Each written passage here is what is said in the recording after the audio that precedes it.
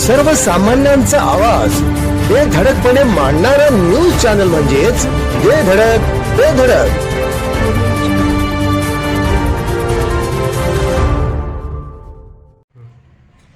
नमस्कार. धडक बेधडक न्यूज मध्ये आपल्या सर्वांचं स्वागत आहे.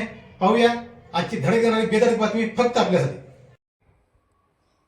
कोल्हापूर सांगली महामार्गावरील इचलकरंजी फाटा ठरतोय अपघातांचा केंद्रबिंदू. वाहतुकीची तीव्र कोंडी. कोल्हापूर सांगली महामार्ग आणि कोल्हापूर इचलकरंजी मार्ग ज्या ठिकाणी एकमेकांना छेदतात त्या इचलकरंजी फाटा एक्सेल बार परिसरात सध्या वाहतुकीची गंभीर कोंडी निर्माण झाली आहे.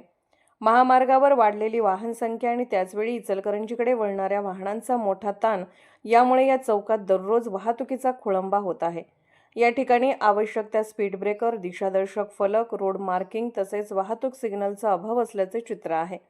परिणामी दोन्ही बाजूने येणारी वाहने वेग कमी न करता चौक ओलांडत असल्याने अपघातांचा धोका वाढत आहे. सततच्या कोंडीमुळे वाहन चालकांना मोठ्या अडचणींचा सामना करावा लागत असून या ठिकाणी वारंवार अपघात घडत असल्याच्या घटना समोर येत आहेत. विशेषतः संजय घोडावत इन्स्टिट्यूटच्या सायंकाळच्या शाळा सुटण्याच्या वेळेत या मार्गावर स्कूल बस, खासगी वाहने आणि अवजड वाहनांची एकाच वेळी गर्दी होत असल्याने वाहतुकीची कोंडी अधिक तीव्र होत असल्याचे स्थानिक नागरिक व वाहन चालक सांगतात. या वेळेत काही वेळा दोन्ही बाजूने वाहनांची लांबलचक रांग लागत असल्याचे चित्र पाहायला मिळते. स्थानिक नागरिकांच्या म्हणण्यानुसार योग्य वाहतूक नियोजनाअभावी या चौकात अपघातांचे प्रमाण वाढले असून काही घटनांमध्ये गंभीर दुखापतीसह जीवितहानी झाल्याची माहिती आहे.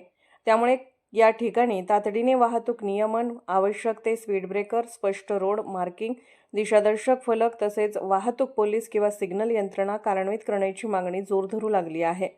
या गंभीर समस्येकडे स्थानिक आमदार, खासदार तसेच संबंधित यंत्रणांनी तातडीने लक्ष घालावे आणि इचलकरंजी फाटा येथे सुरक्षित व सुव्यवस्थित वाहतूक व्यवस्था उभारावी, अन्यथा भविष्यात अपघाताचे प्रमाण आणखी वाढण्याची भीती स्थानिकांकडून व्यक्त केली जात आहे.